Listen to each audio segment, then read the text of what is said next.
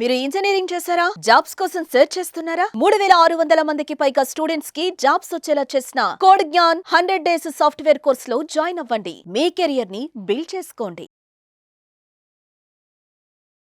నమస్కారం అలిగిరి రవీంద్రనాథ్ గారు. నమస్తే అండి సిరి గారు. సోషల్ మీడియా ప్లాట్ఫామ్లో రీసెంట్గా లారెన్ బిష్నోయ్ ఎవరైతే ఉన్నారో ఒక పోస్ట్ చేయడం జరిగింది ఎక్స్ వేదిక మీదుగా. ఇంతకీ ఆ పోస్ట్లో ఏముంది, దానికి సంబంధించిన పూర్తి వివరాలు ఏంటి సార్? పాకిస్తాన్ నుంచి ఈ హఫీజ్ సయ్యద్ అన్నటువంటి ఒక ఉగ్రవాది అన్న పదం వాడుకోవచ్చు. ఉగ్రవాది అని అసలు ప్యూర్ ఆర్మీ అంటే ఎవరికి తెలియకపోవచ్చు. లష్కర్ ఈ తోయిబా అంటే తెలుస్తుంది. ఉర్దూ భాషలో లష్కర్ ఈ తోయిబా అంటే శుద్ధ సైన్యం లేకపోతే ప్యూర్ ఆర్మీ అని చెప్తారు దీన్ని. అంటే ఏంటి, ఒక ప్యారలల్ ఆర్మీ వ్యవస్థ నడిపిస్తుంటారు పాకిస్తాన్ నుంచి వీళ్ళు. అంటే ముఖ్యంగా కశ్మీర్లో, అదేవిధంగా హిందువుల పైన, భారతదేశం పైన ఉన్నటువంటి హిందువుల మీద భారతదేశాన్ని పూర్తిగా అల్లకల్లోలం చేయాలని, అదేవిధంగా కశ్మీర్లో ఉన్నటువంటి పండితుల మీద హిందువుల పైన అల్లకల్లోలం చేస్తూ ఆయన బాగా పేరు పొందాడు. ముఖ్యంగా 2008లో ఉన్నటువంటి ముంబైలో జరిగిన దాడులకు ప్రధాన కీలక పాత్ర సూత్రధారుడు ఎవరు ఉన్నారంటే అతని హఫీజ్ సయ్యద్. అతని సంస్థ పేరే ఈ లష్కర్ ఈ తోయిబా. ఇటీవల రీసెంట్గా మనం ఎప్పుడైతే పెహల్గామ్లో జరిగిన దాడి తరువాత మన భారత ప్రభుత్వం ఒక అనౌన్స్మెంట్ చేయడం జరిగింది. ఒక 6 రకాల షరతులు విధించారు, ఒక 6 రకాల నిబంధనలు కఠినతరం చేశారు పాకిస్తాన్ మీద. అందులో ప్రధానంగా ఉన్నది సింధు జలాల యొక్క ఒప్పందం. 1960లో చేసినటువంటి సింధు జలాల ఒప్పందం. అంటే 5 నదుల్లో ఉన్నటువంటి మెయిన్గా ఉన్నటువంటి చినాబ్, రియాజ్, ఈ నదుల నుంచి వెళ్తున్నటువంటి వాటర్ ఏదైతే ఉందో, కరాచీ, లాహోర్, పెషావర్ ప్రాంతాలకు ఏదైతే వాటర్ సాగునీరు, తాగునీరు ఏదైతే అందజేస్తుంటే సింధు జలాల యొక్క ఆ వాటర్ని ఏదైతే ఉందో ఆ వాటర్ని పూర్తిగా పాకిస్తాన్ నిలుపుదల చేస్తూ తొందరలోనే మేము ఆపేస్తామని చెప్పి ఏదైతే మన భారత ప్రధాని మోడీ గారు ఒక స్టేట్మెంట్ ఇవ్వడం జరిగింది. ఇమీడియట్గా కౌంటర్ పాయింట్గా మన లష్కర్ ఈ తోయిబా లీడర్ అంటే హఫీజ్ సయ్యద్ కూడా మరొక స్టేట్మెంట్ ఇచ్చారు.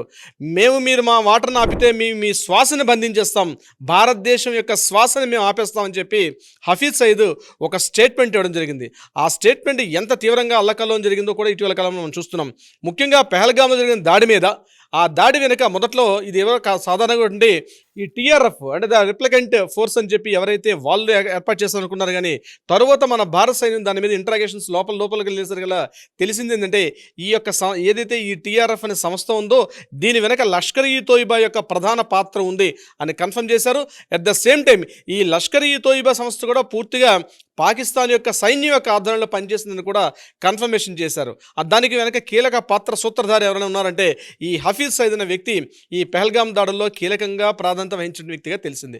అయితే ఎప్పుడైతే భారతదేశం ఇటీవల గడిచిన కొద్ది రోజులుగా భారత పాకిస్తాన్ మధ్య యుద్ధం వస్తుంది, భారత పాకిస్తాన్ ఒకరి మీద కవ్వింపు చర్యలు ఎప్పుడైతే పార్టిసిపేట్ చేస్తున్నారో ఈ సందర్భంలో కీలకంగా నిన్న విడుదలైనటువంటి ఒక ఎక్స్ వేదికగా ఒక నోట్ రేజ్ అయింది. అందులో విషయం ఏంటంటే లారెన్స్ బిష్నోయ్, ఈ లారెన్స్ బిష్నోయ్ చేసిన వేదిక ఏదైతే అతను ఎక్స్ వేదికగా అతను ఒక పోస్ట్ పెట్టారు. ఆ పోస్ట్లో ఉన్న అంశం ఏంటంటే, ఆ యొక్క సారాంశం ఏమిటంటే, హఫీజ్ సయ్యద్ని మేము తల తీసేస్తాం, పాకిస్తాన్లో ఉన్న ఎక్కడ ప్రపంచంలో ఏ మూల దాక్కున్నా ఈ యొక్క హఫీజ్ సయ్యద్ యొక్క తల తీసేస్తాం అని చెప్తూ ప్రపంచవ్యాప్తంగా అతని యొక్క తలకి ₹1,00,00,000 విలువ ఉండొచ్చునేమో, కానీ మా దృష్టిలో వాడి తల కేవలం ₹1,00,000 మాత్రమే, వాడిని మేము అంతమొందిస్తామని చెప్పి లారెన్స్ బిష్నోయ్, భారతదేశంలో ఉన్నటువంటి లారెన్స్ బిష్నోయ్, అది కూడా తీహార్ జైల్లో ప్రస్తుతం ఉన్న లారెన్స్ బిష్నోయ్, ఈ లారెన్స్ బిష్నోయ్ పాత్ర ఇటీవల కాలంలో కొన్ని సంఘటనల మీద, ముఖ్యంగా సల్మాన్ ఖాన్ యొక్క అతన్ని అటాక్ చేసే ఉద్దేశం మీద కూడా లారెన్స్ బిష్నోయ్ ఇప్పటికి 2 సార్లు అటాక్ చేయడం జరిగింది.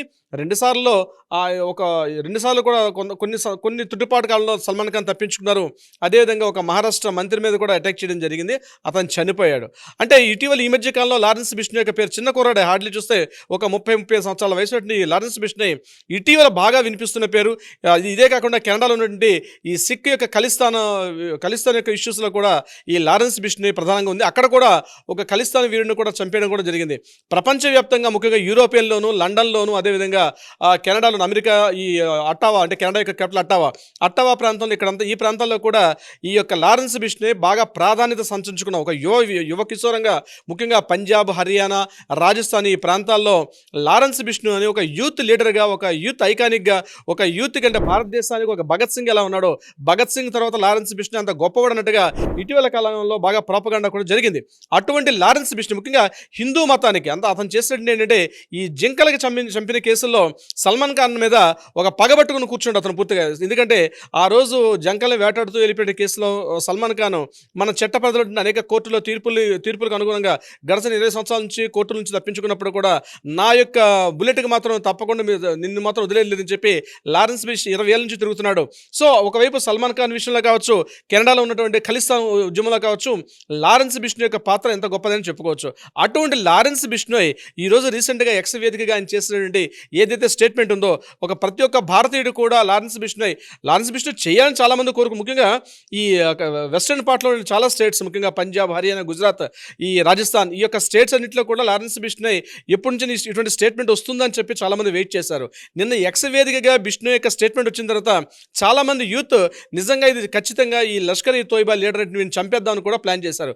లారెన్స్ బిష్నోయ్ స్టేట్మెంట్ ఎప్పుడైతే వచ్చిందో ఇమ్మీడియట్గా పాకిస్తాన్ సైన్యం కూడా ఆయన లాహోర్లో ఉన్నటువంటి ఆయన ఇంటికి ఇప్పటివరకు కూడా 2 అంచెల భద్రతలో ఉన్నటువంటి ఈ హఫీజ్ సయ్యద్ యొక్క ఇంటిని పూర్తిగా ఒక ఆరు కేటగిరీస్ వైజ్గా, ఒక జెడ్ కేటగిరీ కన్నా మించి పూర్తిగా 6 కేటగిరీస్లో ఉంచారు. అదేవిధంగా కేవలం మిలిటరీ డ్రోన్స్ తప్పించి వేరే ఫ్లైట్స్ కానీ లేకపోతే ఇతర డ్రోన్ కెమెరాస్ కూడా ఆయన ఇంటి మీద ఎగరకుండా కూడా పూర్తిగా పాకిస్తాన్ ప్రభుత్వం ఆయనకి భద్రత కల్పిస్తుంది. ఇంత కట్టుదిట్టన భద్రతల మధ్య ఉన్నప్పుడు కూడా నిజంగా ఇండియాకు ఒక హీరోగా భావిస్తున్నారు. యూత్ అందరూ కూడా లారెన్స్ బిష్నోయ్ అంటే ఒక హీరోగా భావిస్తున్నారు. ఇంకోటి, లారెన్స్ బిష్నోయ్ తిహార్ జైల్లో ఉన్నాడు, ఆయన జైల్లో ఉన్నాడు ఈరోజు. కానీ ఆయన ఏర్పాటు చేసిన సైన్యం మొత్తం కూడా ఎంటైర్ నార్దర్న్ పార్ట్లో, వెస్టర్న్ పార్ట్లో, నార్త్ టు వెస్ట్ పార్ట్లో కంప్లీట్గా ఇప్పుడు నేను చెప్పిన రాజస్థాన్, బీహార్, అదేవిధంగా మనకి హిమాచల్ ప్రదేశ్, ఉత్తరాఖండ్, అదేవిధంగా పంజాబ్, హర్యానా, ఈ ప్రాంతాల్లో పూర్తిగా ఆయన యొక్క సైన్యం ఒక ప్రైవేట్ సైన్యం నడిపిస్తున్నాడు. అంటే వాళ్ళందరూ కూడా ఆయన కోసం ప్రాణం ఇస్తారు. మన సినిమాలో చూస్తాం చాలా మంది, ఒక బాహుబలి సినిమాలో ఒక అమరేంద్ర బాహుబలిని ఎట్లా చూస్తామో, రియల్ హీరో వాళ్ళు రియల్ హీరోలు అయితే లారెన్స్ బిష్నోయ్ అనే వ్యక్తి రియల్ హీరో అని చెప్పవచ్చు. బహుశా ఇది చెప్పడం తప్ప ఒప్పున్నప్పుడు కూడా, కానీ రియల్ హీరో అని చెప్పు. ఎందుకంటే యూత్ ఆయనకి ఒక ఐకానిక్గా ఫీల్ అవుతున్న దట్టు అతను జైల్లో ఉన్నాడు. జైల్లో ఉండే ఆయన కార్యకలాపాలు చూస్తుంటే ఒక హీరోయిజంగా ఉంటుంది. జస్ట్ ఏం చంపినా తన గురించి ఎవరు అటాక్ చేసిన కుర్రోడు యొక్క ఫోటోలు చూస్తే కూడా ఆయన హిందూ భావం కానీ లేకపోతే ఆయన దీంట్లో ఆయన యూత్కి ఒక అద్భుతమైన హీరో కనిపిస్తున్నాడు. అటువంటి లారెన్స్ బిష్నోయ్ యొక్క జస్ట్ స్టేట్మెంట్కి పాకిస్తాన్ ఉలికులికి పడుతోంది. ఈ లష్కర్ ఈ తోయిబా అయినటువంటి ఈ హెడ్ హఫీజ్ సయ్యద్ని ఎక్కడ చంపేస్తారని చెప్పి నేను అంటాను. ఇట్లాంటి లారెన్స్ బిష్నోయ్ ఒక నలుగురు కానీ భారతదేశం ఉంటే ఈ పార్టీకి పాకిస్తాన్ ఏనాడు కనుమరుగేదేమో. ఎందుకంటే అంతటి భారతదేశం అంటే దేశం మీద అంత మాతృభక్తి, తన ప్రాంతం, తన రీజన్, అదేవిధంగా తన యొక్క ఏదైతే బిష్నోయ్ కులం ఉందో ఆ కులం అంటే ఆయనకు అంత ఇష్టం అనమాట. భారతదేశం అంటే అణువణువున కూడా ఒక ప్రేమ పుణికిపుచ్చుకున్న వ్యక్తిగా మనం లారెన్స్ బిష్నోయ్ని ఒక హీరోగా చూస్తున్నారు. అటువంటి వ్యక్తి ఈరోజు స్టేట్మెంట్ ఇస్తేనే పాకిస్తాన్ ఉలికిపడిందంటేనే అర్థం చేసుకోవచ్చు లారెన్స్ బిష్నోయ్ యొక్క ఎలా ఉంటుంది. ఆయన ఇక్కడ జైల్లో ఉండి కెనడాలో అట్టాలో ఉండే ఆ ఖలిస్తాన్ లీడర్ని చంపినప్పుడే ఎంటైర్ ప్రపంచం అంతా ఒకసారి చూస్తుంది ఎవరి లారెన్స్ బిష్నోయ్ అని చెప్పి. ఈరోజు లారెన్స్ బిష్నోయ్ పేరు వింటేనే పాకిస్తాన్ ఒక్కసారి గగురుపడుస్తుంది. సో భవిష్యత్తు ఏం జరుగుతుంది, ఏం జరగబోతుంది అన్నది బహుశా మనకి తొందరలో తెలిసే అవకాశం కూడా ఉంటుంది. సిరి గారు, thank you sir, thank you so much. Thank you so much అండి.